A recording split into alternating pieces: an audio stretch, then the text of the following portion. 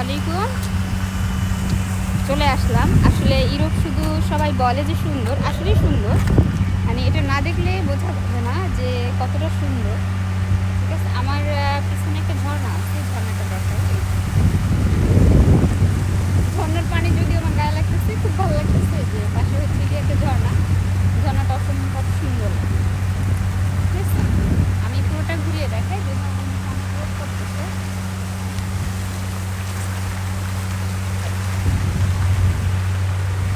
থেকে দেখে আসলে এগুলো সব কিন্তু পাথরের। আসলে ইউরোপের সব কিন্তু পাথরের। আসলে শুধু বলতে না, ইউরোপটা আসলেই সুন্দর দেখতে। বাংলাদেশের সবাই, মাদারীপুরের সবাই চলে আসো, যারা আসছো চলে আসো। আমার মতো এরকম ভিডিও করার জন্য সবাই চলে আসো।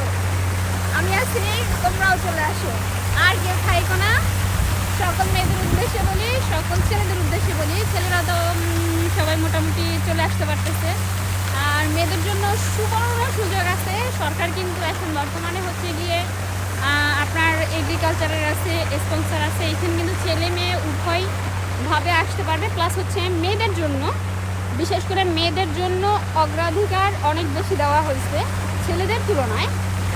মেয়েদেরকে বেশি দেওয়া হয়েছে। আর তাছাড়া এইখানে মেয়েদেরকে অসম্ভবভাবে রেসপেক্ট করা হয় ভাই, যেটা আমাদের বিশেষ করে অন্য সব জায়গায় কেমন কি আছে আমি জানি না, বাট এইখানে মেয়েদেরকে অনেক বেশি রেসপেক্ট করা হয়। ওরা অনেক বেশি সম্মান দেয় ওদের। এইখানে অনেক বেশি সেফটি আছে মেয়েদের কেউ কিছু বলতে পারে না। তো সকল মেয়েদের বলতেছি, সকল আপুদের বলতেছি, যাদের হাজব্যান্ড আছে এরা তো আসতেই পারতেছে না, হাজব্যান্ডের বিষয় কোনো সমস্যা নাই। আর যারা মূলত আমার মতো আসতে চাইতেছে তারা জলদি করে চোখ রাখুন। দেখেন ইতালি সরকার কবে কি ডিক্লার দিবে। ডিক্লার দিলেই আসলে মিস করবেন না। পরিচিত যারা আছে, নিজেদের ভাই ব্রাদার সবাই আছে, সবাইকে বলে রাখবেন। আসলে এই সুযোগটা মিস করা উচিত না। হয়তো একটু টাকা লাগবে, হ্যাঁ টাকা পয়সার ব্যাপার। ফ্যামিলিকে বলবেন, একটা ছেলেকে সাপোর্ট করেন না, ফ্যামিলিকে বুঝিয়ে বলবেন যে আসলে আপনাদের সাপোর্ট দরকার।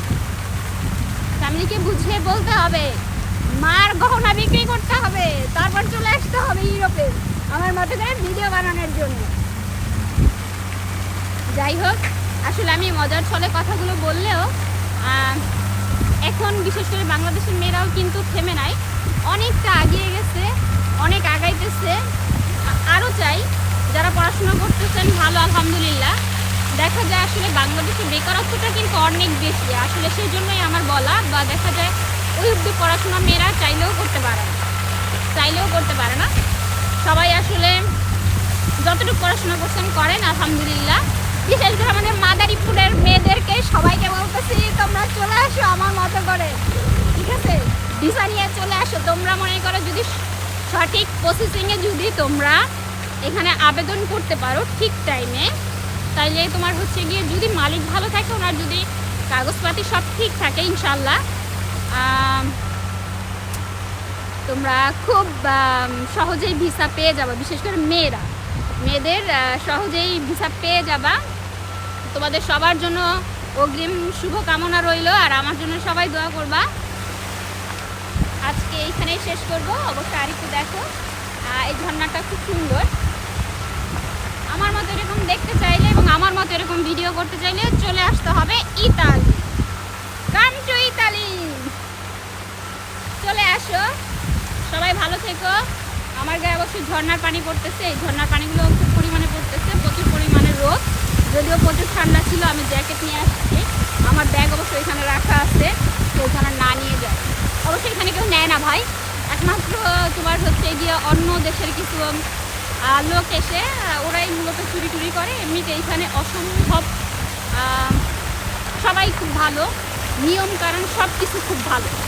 তো আসলে থাইকা বুঝতে পারবা, এখানে না আসলে কি বুঝতে পারবা না যে ইতালিটা কতটা সুন্দর। বিশেষ করে সকল ইউরোপই অনেক সুন্দর। আমার মতো দেখতে হলে চলে আসতে হবে। Come to Italy. চাও চাও।